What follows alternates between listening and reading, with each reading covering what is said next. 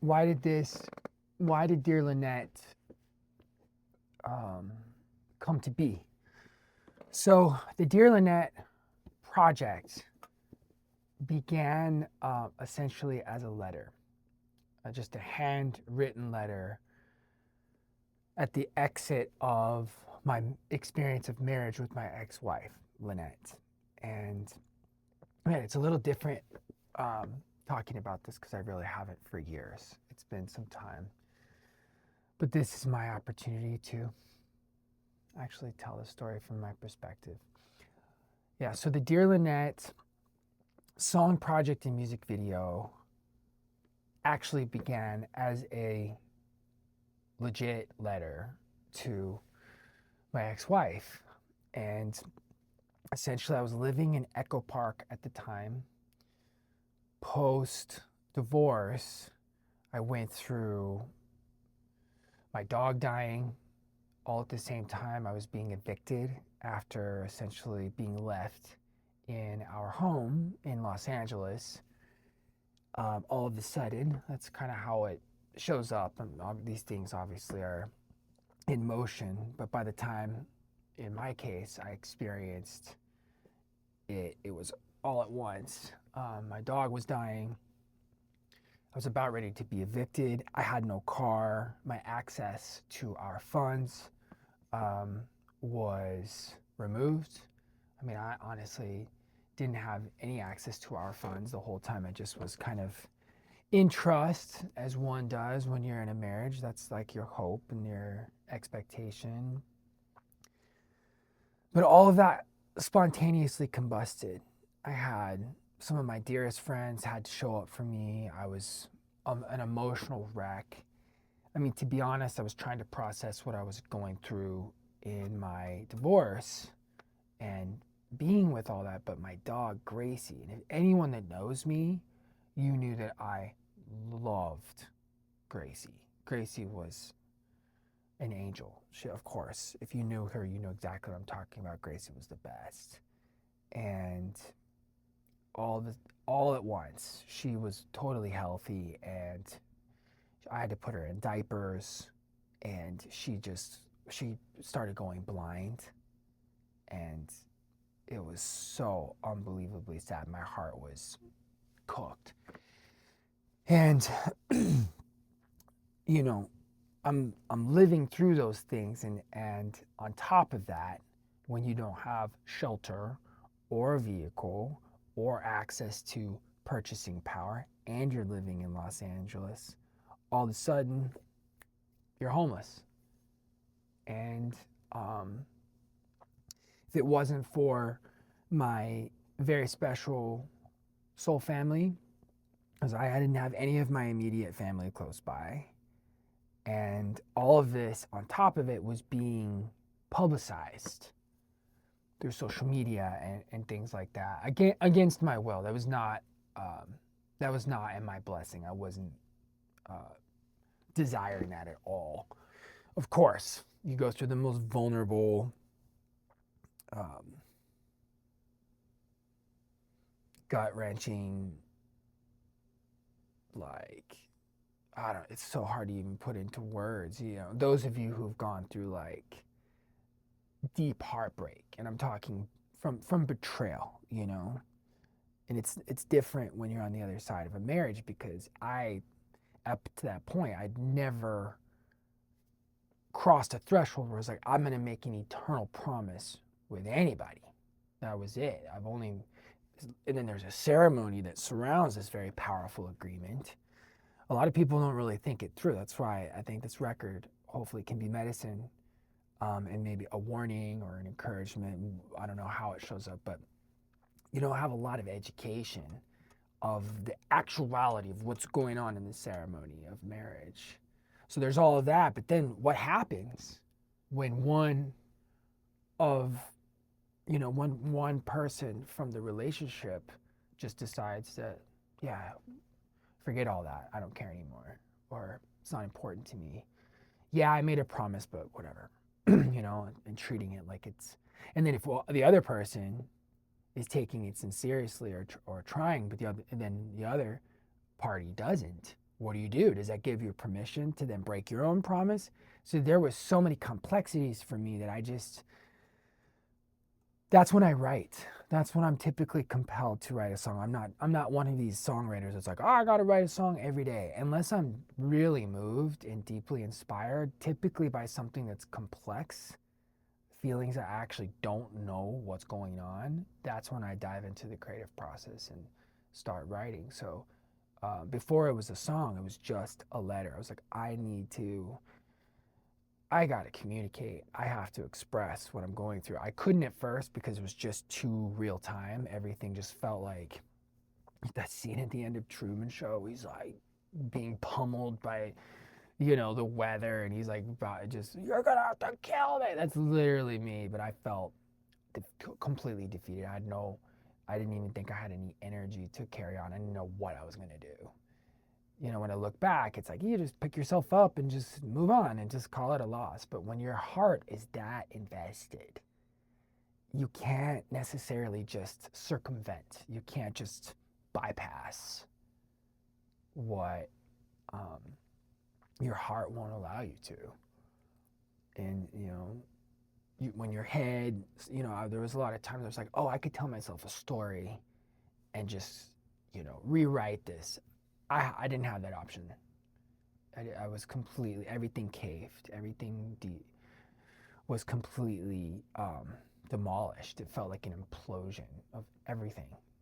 And then a part of that process, as I was communicating this letter, I'm experiencing a breakdown of religion, the way I was raised. Everything's being confronted. The institution of things, all forms of institution, all forms of agreements and promises. I went through a very raw journey documenting. I don't think I have those videos live right now. But I made a series of videos called The Mystery of Marriage. I was making a series. Some of them probably cringy to watch, but real. I just felt compelled for some reason. I was like, I don't know who needs to hear this. Maybe just someone, let alone, literally anyone. But for me, I was like, I don't know why I'm doing this, but I want to document what I've been processing every chapter of this unraveling. And I called it The Mystery of Marriage. And I've never been so perplexed and stuck, because normally I can just figure things out. The way my brain works, I'm like, okay, I can just focus on something and process it and check all the boxes and wrap it up in a little package and I got it, But this was much deeper because it's so connected to the emotions and the attachments that I was addressing in this, what became this song, and it began in this letter. I had to reiterate this thing so many times because the waves of feelings, as some of you might know, you go through, you go through the denial phase where you don't even want to look at it, you don't even want to acknowledge it, and then when you actually settle with that, there's anger, rage, deep sadness. You go through the whole way. You go through all the waves. Everything. And so as I was processing and allowing these layers to be revealed, and again, my dog just died, all at the same time. So I am overwhelmed. I don't know which way's up. I feel insane. I'm literally feeling like I don't even know how to function. But because there was so much connected to this based on the attachments from religious beliefs and the contract of the institutionalizing of marriage, right? There was so much I had to process and unravel. It wasn't just like, oh, me and my girl broke up. Peace.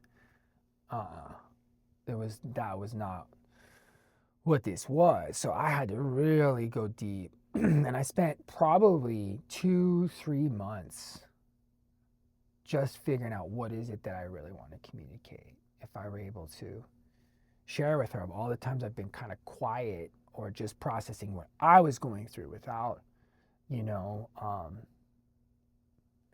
doing what was happening to me were very cryptic, untruthful, things being said. And I get it. When someone's processing, everyone has their own right, and there's two sides to every story at least. Um, and nobody's perfect, and there was such sacred lines that were crossed. It's hard to even look back and be like, oh yeah, what I should have done was this, or what I could have done instead is this. When you're that traumatized, you don't even know it. First of all, at that time, you don't even know at what level. um, and it's like something switches when you go into like when your resources are removed from you, and your shelter and promises and betrayal, all these things make you go into like this fight or flight survival mode. And it's like this, I'd never experienced this before, where I'm like now in my animal body and I'm in like survival mode, and now I have to suppress things that I would love to feel, but there's certain things you can't even process until you are in a safe place, till your nervous system knows you are in a safe place. You can't even purge and cry or process a lot of these things, because I'm like, I'm couch surfing. Now I'm of service trying to earn my keep, to make sure that I'm not like completely out on the street, because I do have friends and I do have colleagues, but then you become a burden because they're putting you up in their private quarters, or and not like it's not common that people in Los Angeles have like tons of space. Typically it's the opposite. You're working really hard, if you even make it there, to just pay rent, and it's a small space. So there's not a lot of people that are just like, yeah, come on, stay in my extra room or stay in my guest house. Like that wasn't available. These are honest, hardworking other artists and producer friends that are like, bro, come chill with me for a little while. So I called it my mystery tour. That began my mystery tour, where I was like, all right, I got evicted from my house. Super embarrassing, super vulnerable. And the way the system works, the more those things happen to you, I was left with the whole entire phone bill, and these bills just like left the country. My ex just left the country, and there was no conversation, there was no plan, there was no consciousness, there was no love. It was just trauma, fight or flight, and a very all of a sudden, uh, separation. So this is what I was going through personally. I didn't want, and I was sharing some of these things, but when it then becomes a competition of the narrative of, I'm going to now make sure that, in Lynette's case, I observed her being very abundant in sharing a narrative that I was not blessing. I was not in partnership. I was not in conscious collaboration with her on. And even in my request to be like, hey, I believe this is so vulnerable and it's so heartbreaking for both of us. How about we not do that? There was no regard and no respect for that. So that's like a whole other layer that, with someone at that time, had plenty of influence, with thousands of people paying attention to whatever was being posted. Then on top of that, when you are going through a very vulnerable place, it's not a good look already. And then someone is going out of their way, cryptically talking about very personal matters and being dishonest about the reality of what's going on. I was like sucked into this kind of like Hollywood inspired drama saga thing that I did not authorize. So then there's all these other layers that I had to process and still move on with my life and still try to figure out how I'm going to rebuild after I go through a process of unraveling and unwinding. So this letter was really important because it was it was the catalyst to then begin what in my artist story, which I'll talk more about in another video, which became book one. The songs that I wrote after Dear Lynette became this kind of catalog of songs that really reflected what I was going through very personally, this healing journey after a deep heartbreak and just the abyss, the innermost cave, like in myth or mythology.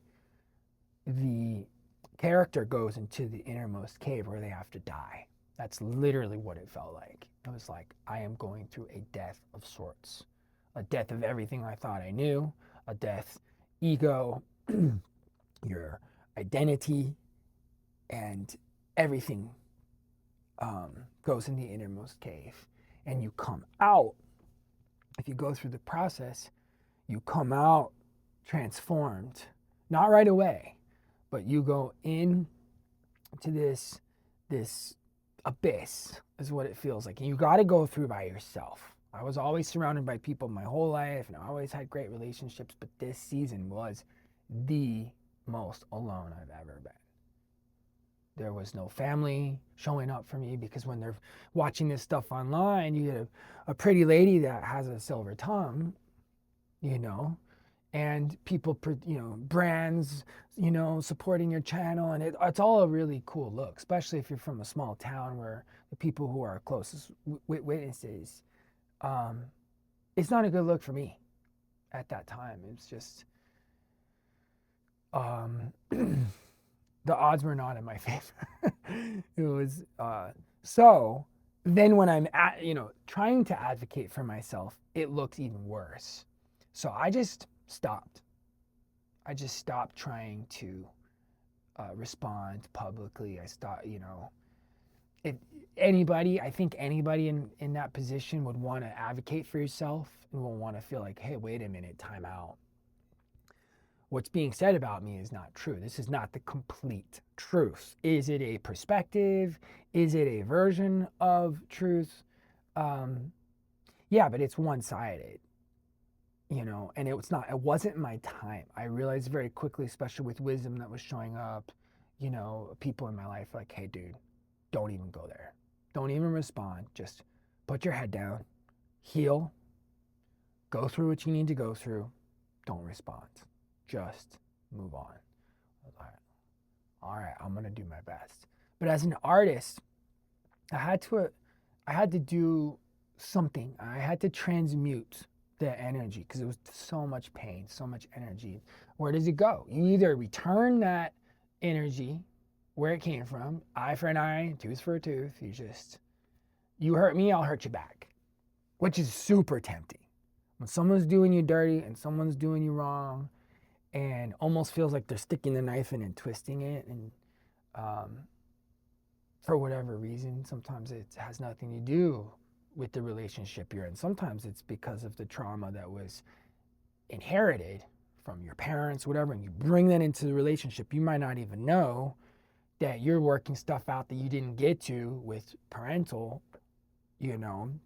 figures. And now those figures are showing up in the shadows of your relationship. I can see that so much clearer now. I wish I knew then what I know now, of course, in hindsight. But all of that, it had to go somewhere for me or I was going to lose it. And I almost did. I really did feel like I was losing myself. And I've had they've had witnesses watch this happen because it was so public. I was like, for whatever reason, my life is being very overly exposed, even against my blessing and will. But what are you going to do? It's very peculiar, very complex. And even the wisest of people I knew, they're like, yeah, I don't know what to tell you, dude. Good luck. So you just go to God, you go within, you go deep within, and you create.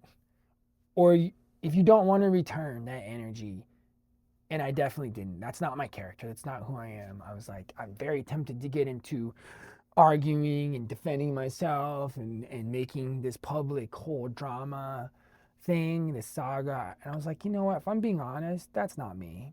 Before this relationship, I forgot who I was for a while, but before this relationship, um, I remember who I was. I was Corey, the inspiring guy that loved to rally and get people together and build community and teach music, share his music, and loved by many, and vice versa.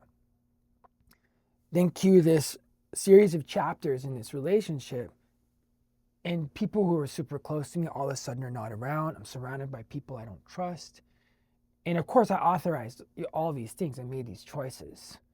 Um, and then on the other side of that, it took me a while, but then I recalibrated and started remembering, slowly but surely started remembering where I was. I'm like, I'm still the same guy as I was before this relationship, but I got really lost. And those of you watching this, you may be able to relate to it. And maybe you could take this as a piece of caution, to be very careful who you conjoin your soul with, who you unite and create union with, because it's not a small matter, especially on the other side of a marriage commitment. It's a big deal. And that could be the most amplifying, amazing thing ever, which is what I believe the mystery of marriage revealed, is two whole individuals coming together consciously to create magical love and conscious love. That's what I mean by magical love, is that it's conscious. It's two people choosing one another every day and working in harmony as much as possible and making music out of the dissonance. I believe that's what got me excited about the idea of marriage. And so when that was not, what I experienced, then that mystery revealed was like, wow, there's all of this is just pointing to like the marriage and the union that's going on inside of me, the integration that's going on inside of me that no one ever taught me. It was through this very deeply profound, disappointing, heartbreaking, beautiful experience all at the same time that revealed that I was like, I um I did lose myself. I did fall off my path. I had a strong sense of purpose and a mission that I was on, and I betrayed myself. I betrayed myself because maybe there was a part of me that was trying to fill a gap in my brokenness, in my trauma, and I was like, oh, this person could like fulfill me, we'll complete each other, and that's just not true. It's not how it works. And so I write this letter, yet there's very sparse to no communication. So it's not like, oh yeah, we're going to get together and process this and figure out how we're going to move forward. There was none of that. So I put my thoughts in this letter, and I thought it was going to be read. I thought maybe it would open up a door of communication, and it wasn't available. So I was like, you know what? I'm going to do what I do best. I'm going to turn this into a song. And I spent, while I was maybe my third stop on my mystery tour, I was living in Echo Park with a friend in like a mattress and like a basement or something really sketchy. It was nice compared to living on the street. I was super grateful. But some friends took me in after my previous friends were like, hey, we took you in as long as we could, but you gotta go. Like, I totally understand, like, I'm a grown man and I'm broke and I have no broken, and I'm trying to figure out how to get back in flow, how to get back on the saddle, so to speak. And so I'm at this other stop and I'm staying there for maybe a few months. And it was that chapter that I was dead every day. I was picking up that guitar, playing those chords. I knew that the chord progression was important, and it was the same 4 chords. I was just like, I want something to be in a vibe that's just, hooking the music in sort of like repetitive loop, so that I could really fly in the melody and the words that were coming through in the letter.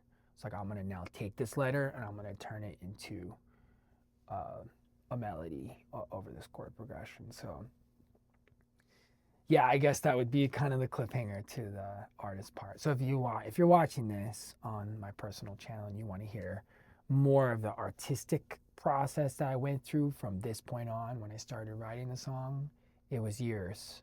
It took some years, even after just getting to the writing of the letter, then the beginning of the writing of the song. And you can go check that out on the Mr. Corey, and I'll tell you the rest of the story.